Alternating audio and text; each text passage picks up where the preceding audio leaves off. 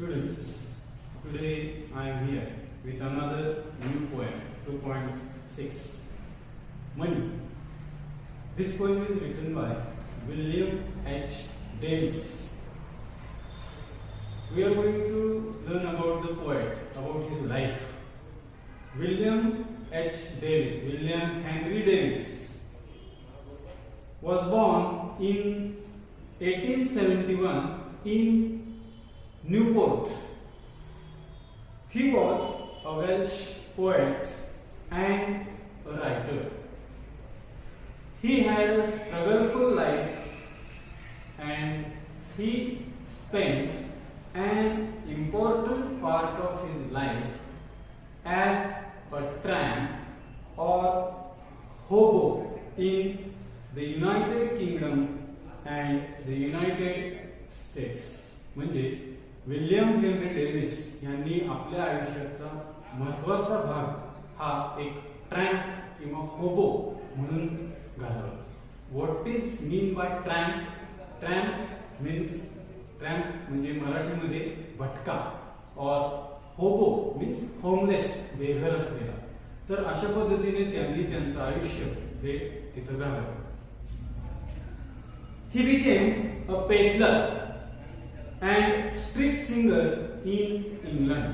आणि इंग्लंडमध्ये ते एक पेडलर, फेरीवाला म्हणून स्ट्रीट सिंगर, रस्त्यावर गाणारे अशा पद्धतीने त्यांनी काम केलं. He was one of the Georgian poets, आणि ते जॉर्जियन पोएट्स पैकी एक होते, and the most popular poet in his time.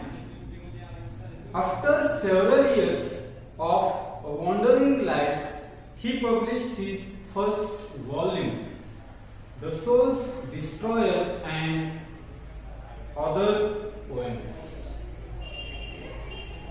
The theme of the poem is, the main themes of the poem are observations of life's hardships, observations on life's hardships, and his own tramping adventures.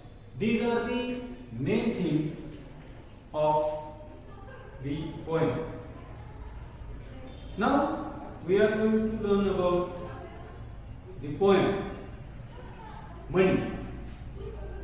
The poem tells us about the rich man who wants to be a poor or a poor man to find the real happiness in his life. He wanted to become a poor to get the real happiness.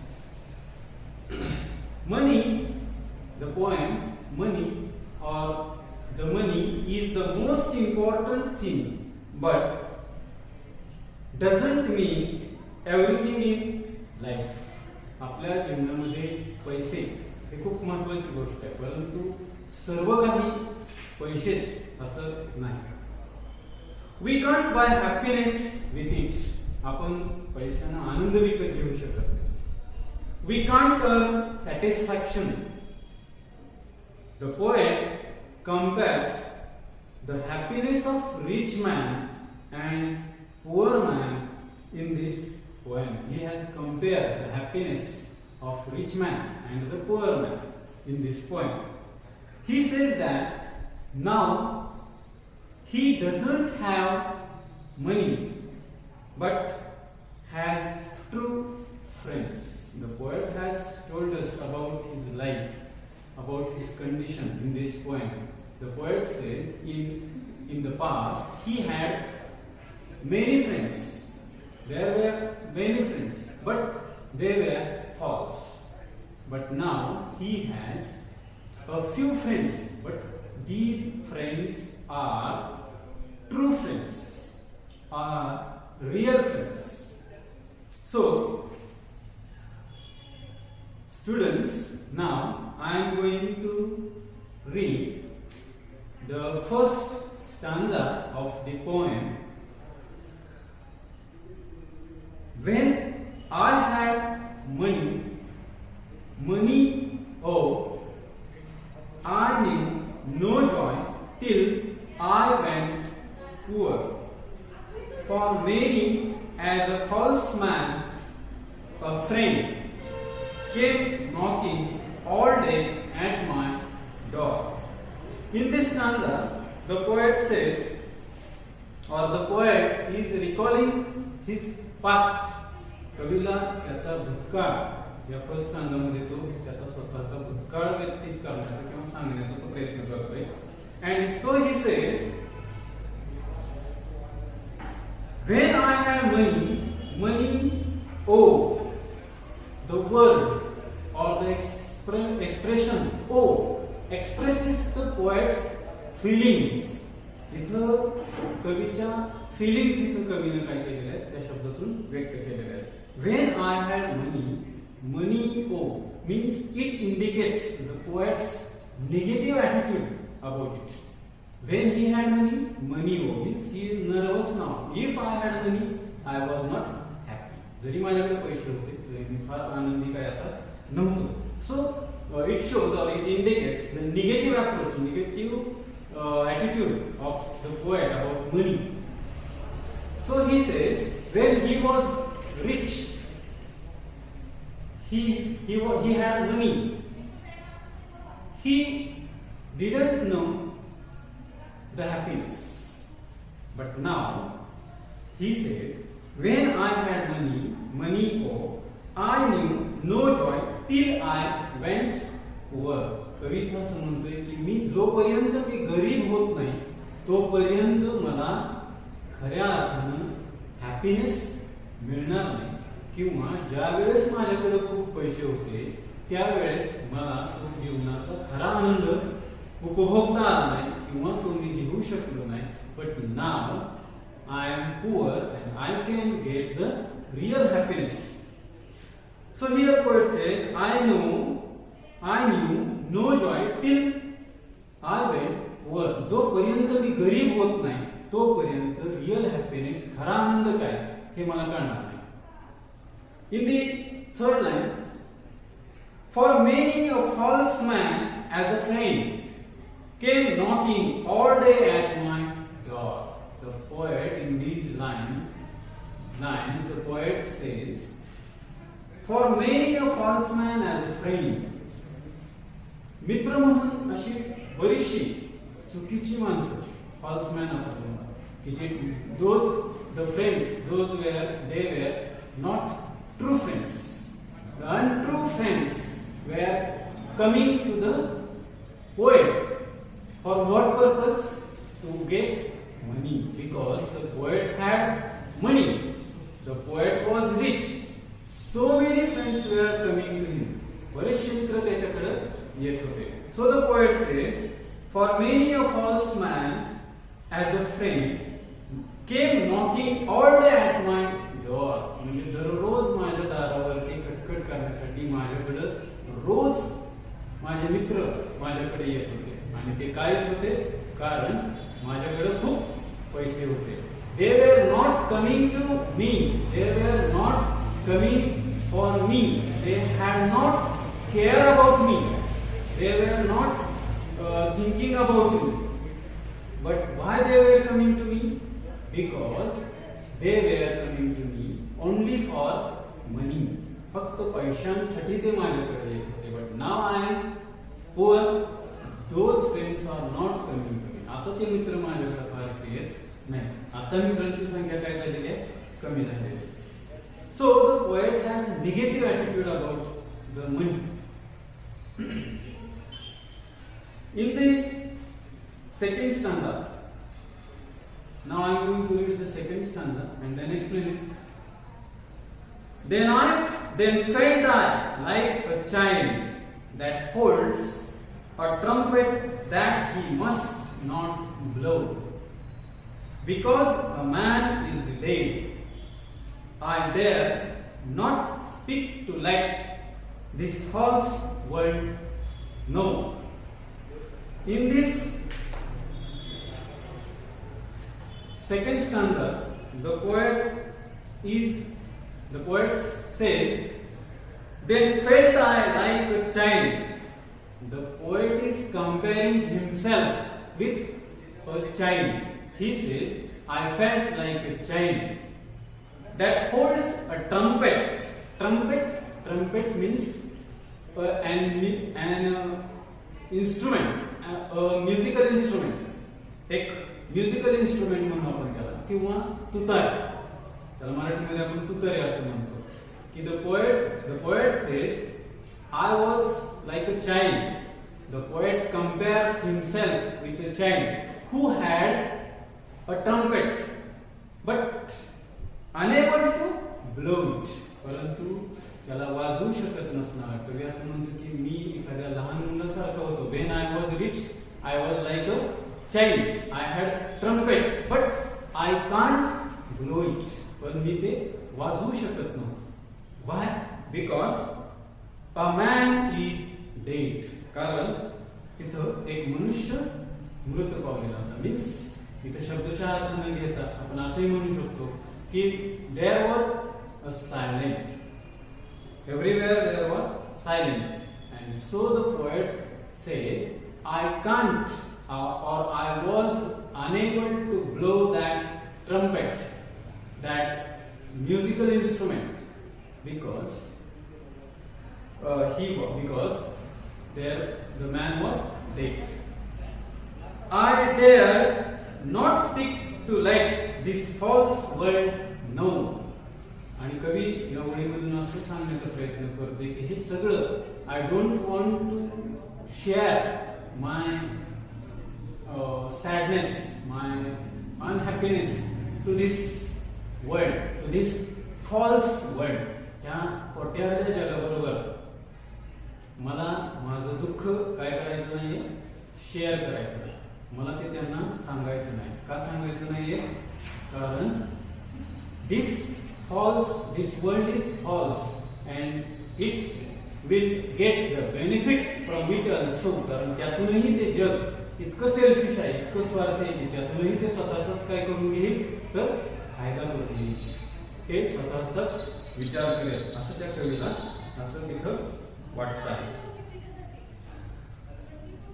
So the poet, once again the poet says, this world is a false world, so I don't want to share my sadness, my unhappiness with them.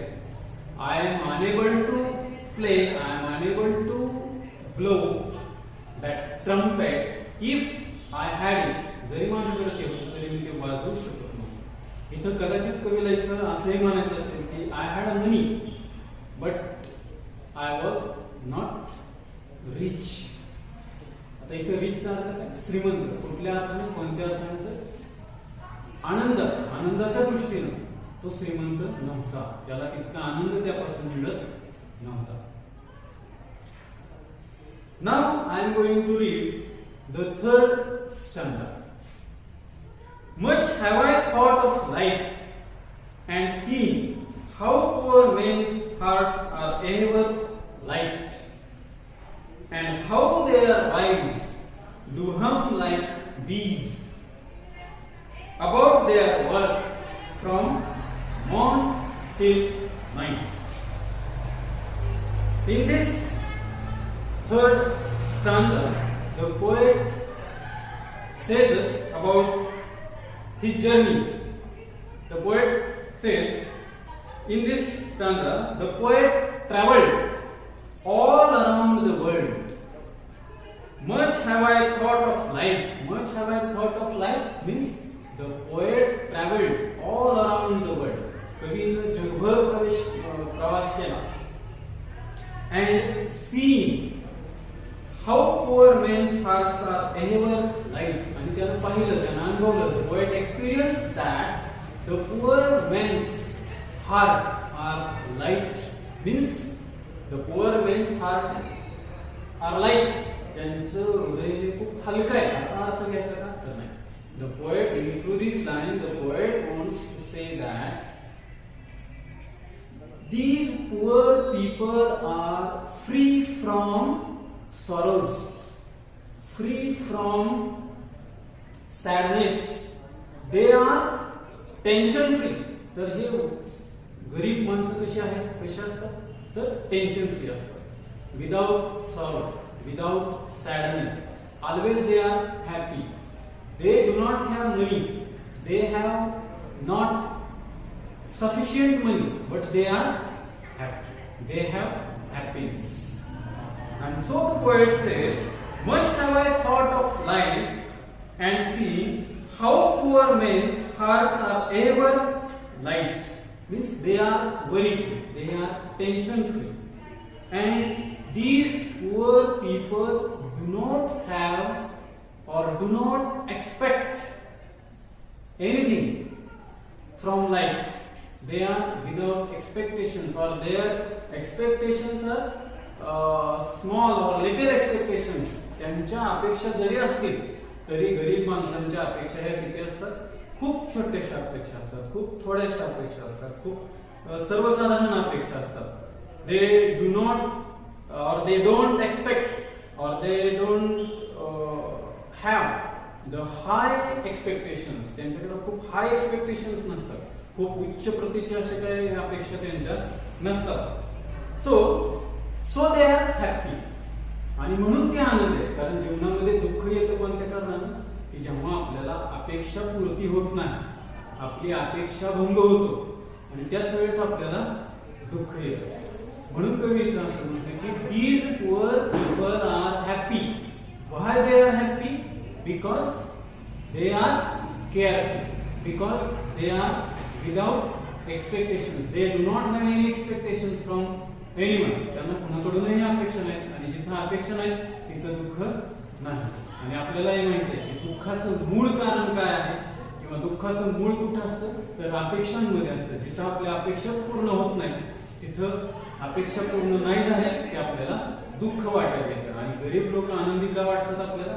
Because they don't have high expectations from the world, from anyone. So they are happy. म्हणून ती माणसं कशी असतात? तर श्रीमंत असतात. म्हणून ती माणसं खऱ्या अर्थाने जीवन जगतात, ती खऱ्या अर्थाने श्रीमंत असतात. So they can get the real happiness from the life. And how their wives do hum like bees.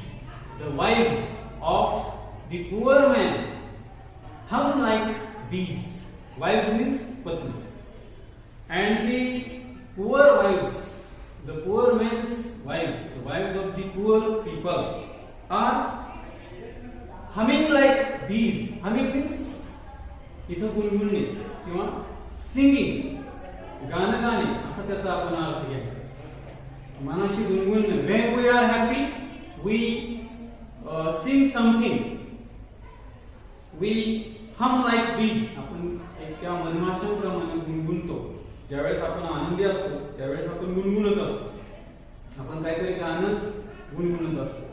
Like that, the wives of these poor people are humming. They are singing. They are, why they are singing? Because they are happy. का? कारण ते आनंद आहे. आणि आनंद असल्यामुळे त्या गरीब माणसांच्या बायका, त्या पत्नी ह्या गुणगुणत आहेत, गाणं गात आहेत. These wives, त्या पत्नी सुद्धा काय आहे? they are also happy. त्याही त्यांच्या जीवनामध्ये खूप हॅपी आहेत. They are not complaining. They don't have any complaint about their poverty. त्यांच्या गरिबीबद्दल त्यांना कुठलीही कंप्लेंट अशी नाही. ती कुठलीही कंप्लेंट करत नाही की वी आर पुअर, आपण गरीब आहोत, वी डोंट हॅव एनिथिंग, आपल्याकडे काहीच नाही. So it is not good thing in our life. God has not gifted the better life, the good life or the best life to us. फार चांगलं आयुष्य आपल्याला परमेश्वरानं बहालच केलं नाही. आणि अशा कुठल्या तरी विचार घेऊन दुःखी होऊन त्या बसत नाही, तर त्या गुणगुणत असतात, गाणं गात असतात आणि आनंदी असतात. And how their wives do hum like bees about their work from morn till night. आणि ह्या अशा आनंद असतानाच, ह्या आनंदानच त्या घरामधील सर्व कामं, घरातील सगळी कामं ते काय करत असतात? तर सकाळपासून संध्याकाळपर्यंतची सगळी घरातली कामं ते अगदी आनंदाने करत असतात. आणि ती कामं करत असताना त्या स्त्रिया ह्या खूप आनंदी असतात आणि आनंदात ते गुणगुणत आपले कामं करत असतात. Means they are these wives are doing adjustment in their life. ते त्यांच्या जीवनाशी सांगड घालत असतात, ते ऍडजस्टमेंट करत त्यांचं आयुष्य ते जगत असतात. They are not expecting the rich life. They are not expecting the rich life from this world. जगाकडून फारसं लाईफ आपला खूप श्रीमंत असावं किंवा आपण खूप श्रीमंत असावं त्यांच्याशी कुठलीच अपेक्षा नाही. आणि म्हणून ते काय करत असतात, they are these wives are adjustable. ते ऍडजस्टेबल आहेत, ते ऍडजस्ट करत आपलं आयुष्य आपल्या संसाराचा गाडा ते ओढत आहेत. And they are helping their husbands. They are not complaining to their husbands कि we don't have something or not. आपल्याकडे काय आहे नाही कुठलीही कंप्लेन करत नाही. And happily they are singing and they are doing their work from morning to night. सकाळपासून रात्रीपर्यंत अगदी आनंदाने ते घरातली सगळे कामं करतच आहेत. आणि असा ऍडजस्टेबल नेचर दे हॅव. आणि तसा त्यांच्याकडे तो ऍडजस्टेबल नेचर देखील आहे. And in compared to the rich women, they are not. We know that they are not adjustable. They are adjustable असतात असं काय नसतं. They have complaints always. In the fourth stanza, now I am going to read the fourth stanza. So when I hear these poor ones laugh and see the rich ones coldly frown, poor men think I need not to go up so much as rich men should come down. In the first stanza, the poet says, so when I hear these poor ones laugh, कवी असं म्हणतो की जेव्हा मी ह्या गरीब लोकांना हसताना पाहतो त्यावेळेस ते अतिशय आनंदाने हसत असतात. Their laugh, their smile is free. त्यांचं हास्य हे मुक्त हास्य असतं, अगदी मुक्त, अगदी स्वच्छंदी ते हसत असतात, अगदी आनंदाने ते हसत असतात. They R laughing happily, they are laughing free. आणि अगदी आनंदाने ते आपलं आयुष्य जगत असतात, आनंदानं हसत असतात, मुक्त छंदानं ते हसत असतात. And see the rich ones coldly frown. आणि त्याच उलट कवी इथं असं म्हणतं की गरीब माणसं ही खूप आनंदानं आपल्या जीवनामध्ये ते खूप आनंद मिळवत असतात, आनंदानं हसत असतात, जीवनाचा आनंद घेत असतात. But in compare to these poor people, how are the rich people? The rich people ones coldly frown. हे माणसं मात्र, श्रीमंत लोक मात्र कसं असतं, त्यांच्या चेहऱ्यावरचं हास्य आपल्याला काही वेळेस खोटं वाटतं. They are angry while laughing also. अगदी हसत असताना सुद्धा ते रागवलेत का काय असं पण आपल्याला वाटत असतं. फ्रॉमचा अर्थ आहे इथं अँग्री. आनंद, अँग्री म्हणजे रागवणं, रागवलेला, चिडलेला. असं कवीला वाटतंय की जे रिच मेन आहेत, श्रीमंत माणसं आहेत, हे हसतानाही कुठेतरी चिडल्यासारखी वाटतंय किंवा वाटत असतात. ते means they R not free. While laughing these rich men are not free. ते फार फ्री नसतात. they have something worry in their mind. त्यांच्या मनामध्ये कुठली तरी चिंता आहे असं आपल्याला वाटतं, जाणवतं, दिसतं. They are under pressure something. कुठल्या तरी अंडर प्रेशर खाली असल्यासारखी ही माणसं, श्रीमंत माणसं आपल्याला वाटतात. म्हणून इथं कवी असं म्हणतोय की when I hear these poor ones laugh and see the rich ones coldly frown. आणि ही माणसं, श्रीमंत माणसं मात्र हसताना सुद्धा त्यांच्या कपाळावरती काय असतात तर आठ्या असतात. हसताना सुद्धा ती मुक्त छंदानं, स्वच्छंदी हास्य त्यांचं नसतं. आनंद त्या हास्यातून आपल्याला दिसून येत नाही. कुठंतरी त्या हास्यामध्ये सुद्धा कुठंतरी त्यांचा दुःख किंवा त्यांचं प्रेशर, त्यांची चिंता दडलेली असं आपल्याला दिसून येतं. इफ दे हॅव एव्हरीथिंग, जरी ह्या श्रीमंत माणसांकडे भरपूर काय असतं, भरपूर काय सगळं असतं, they have money, they are rich, but they are not happy. पण ती मात्र आनंदी नसतात. असं एक कवीचं काय आहे, ऑब्झर्वेशन आहे. We see that the theme of the poem is an observation of the poet on the about the rich people and the poor people. poor men think I need not to go up so much as rich men should come down. कवी या ओळीमध्ये असं कवी म्हणतोय की poor men think I, कवीला असं वाटतंय poor men need not go up. कवी असं म्हणतोय की गरीब माणसांनी श्रीमंत माणसांच्या लेवल पर्यंत किंवा गरीब व्यक्तींनी गरीब लोकांनी वरती जाण्याचा प्रयत्न नाही केला पाहिजे किंवा तो नसावा.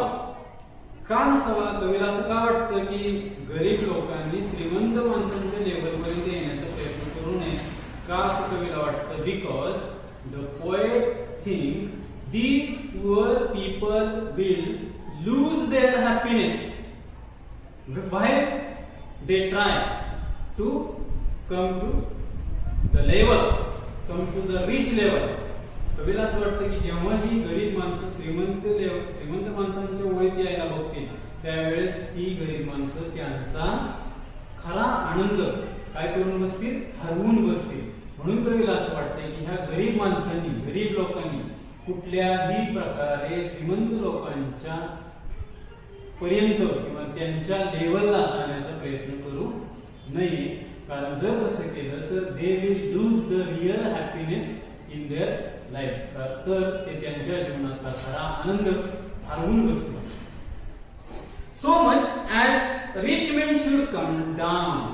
कवी असं म्हणतोय की गरीब लोकांनी श्रीमंत लोकांपर्यंत पोहोचण्यापेक्षा श्रीमंत लोकांनीच गरिबांपर्यंत पोहोचावं. आणि तसं का पोहोचावं? कारण जर श्रीमंत लोक हे गरिबांच्या त्या लेवल पर्यंत पोहोचले तरच they will get the real happiness in this life. तरच त्यांना जीवनातील खरा आनंद मिळेल. आणि म्हणून श्रीमंत लोकांनी गरिबांच्या पर्यंत किंवा श्रीमंत लोकांनी गरिबांच्या त्या लेवल पर्यंत उतरावं आणि जीवनाचा खरा आनंद घ्यावा असं कवीला वाटतंय. And so the poet is also trying to get there. म्हणून कवी सुद्धा तिथपर्यंत पोहोचण्याचा प्रयत्न करतोय. Why he is trying to be poor? Because he wanted to get the real happiness from the life. जीवनाचा खरा आनंद त्याला घ्यायचा आहे. Actually the poet is rich, but he wanted to be a poor to get the real happiness in his life. When I had in the last stanza, I am going to read. Listen it carefully. When I had money, oh, my many friends proved all untrue. Untrue म्हणजे काय? तर खरे नसणारे, selfish आपण इथं अर्थ घेऊ शकतो. When I had money, oh, my many friends proved all untrue. But now I have no money, oh, my friends are real, though very few. In this last stanza, the poet says that when I had money, कवी असं म्हणते की ज्यावेळेस माझ्याकडे पैसे होते, ज्यावेळेस माझ्याकडे भरपूर पैसे होते, त्यावेळेस what happens? काय घडलं? किंवा what was happening? What happened? काय घडत होतं? My many friends proved all untrue. Untrue म्हणजे खरे नसणं, सेल्फिश. जेव्हा माझ्याकडे पैसे होते, so many friends were coming to the poet, but those friends were not true. पण ते मित्र खरे नव्हते. All of them were untrue. They had proved that they are untrue. त्या सर्वांनी असं दाखवून दिलं की ते कसे आहेत? अनट्रू आहेत. ते खरे मित्र कवीचे नाहीतच. का? आणि ते फक्त कशासाठी कवीकडे येत होते? ओनली फॉर मनी. फक्त पैसे कवीकडे होते. ते पैसे कवीकडून घेण्यासाठीच हे मित्र कवीकडे येत असायचे. Means the friends of the poet were selfish. फक्त स्वार्थासाठी ते कवीकडे येत होते, फक्त पैशासाठी ते कवीकडे येत होते. ऍक्च्युली कवीची काहीतरी काळजी आहे म्हणून ते कवीकडे येत होते असं नाही. The friends of the poet were not caring about the poet. They were not coming to the poet only for money. They were coming to the poet. So the poet says, when I had money, oh, my friends proved all untrue. माझ्याकडे जेव्हा पैसे होते त्यावेळेस सगळे मित्र यायचे. आता मात्र त्यांनी दाखवून दिलं की ते सगळे मित्र आता कसे आहेत, सेल्फिश आहेत. आणि हे कशावरून दिसून आलं तर नाव द पोएट इज पुअर. आता कवी कसा आहे, गरीब झालेला आहे. आता कवीची परिस्थिती गरिबीची आहे. आता मात्र त्यावेळेसचे मित्र कवीच्या जवळ नाहीत. आणि यावरून कवीला असं वाटतं की त्यावेळी माझ्याकडे येणारे, माझ्याकडे पैसे असताना माझ्याकडे येणारे जे मित्र होते ते खरं तर माझ्याकडे येतच नव्हते, ते माझ्या पैशाकडे येत होते. आणि म्हणून ते सेल्फिश आहेत, म्हणून ते अनट्रू फ्रेंड्स आहेत असं कवीला वाटतं. But now I have no money. ओ, कवी आता म्हणतो की आता माझ्याकडे पैसे नाहीत. Now I have not money, now I am poor. आता मी गरीब आहे, आता माझे पैसे नाहीत. My friends are real though very few. आता माझ्याकडे पैसे नाहीत, आता मी गरीब आहे, आता माझ्याकडे फार मित्र सुद्धा माझ्याकडे फार कमी आहे. पण जरी ते मित्र संख्येनं कमी असले तरी मनानं खूप मोठे आहेत आणि मनानं खूप चांगले आहेत. आणि the poet says these friends are the real friends. आणि हे खरे मित्र आहेत की now my condition is not good, I am poor, I have no money, but I have friends. These friends are poor. माझ्याकडे मी गरीब आहे, आता माझ्याकडे खूप कमी मित्र आहेत, पूर्वीपेक्षा आता कमी मित्र आहेत. पण आता जे काही मित्र आहेत ते सगळे मित्र माझे कसे आहेत तर चांगले आहेत, ते खरे मित्र आहेत असं कवीला इथं वाटतंय किंवा असं कवी इथं सांगतोय की these friends my friends are real. आताचे जे मित्र आहेत ते माझे रिअल फ्रेंड्स आहेत. इफ दे आर फ्यू, जरी कमी असले तरी ते रिअल आहेत, ते खरे आहेत, सेल्फिश नाहीत. So the poet says, or through this poem, the poet has compared the rich life and the poor life, and what is the difference between this. When we have money, how is the condition, and when we have not money, how is our condition? Who helps us? When our condition is not good and the people helps, those people helps us are the real friends.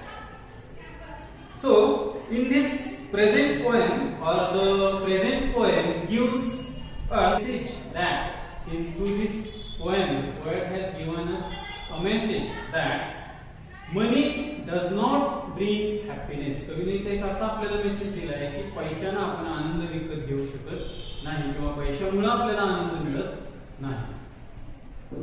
Happiness and satisfaction do not depend on money.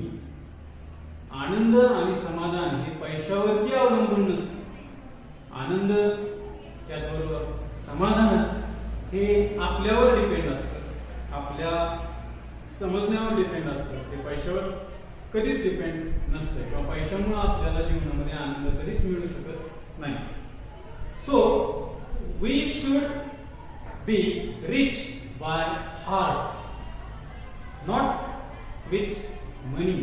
त्यामुळे कवी असं म्हणतोय की we should be rich by heart, म्हणजे आपण मनानं श्रीमंत असलं पाहिजे, पैशानं नाही. ज्यावेळेस आपण मनाने श्रीमंत असतो त्यावेळेसच खऱ्या अर्थानं आपण आपल्या जीवनामध्ये आनंद इथं घेतलेला असतो. So through this poem the poet has given us a good message.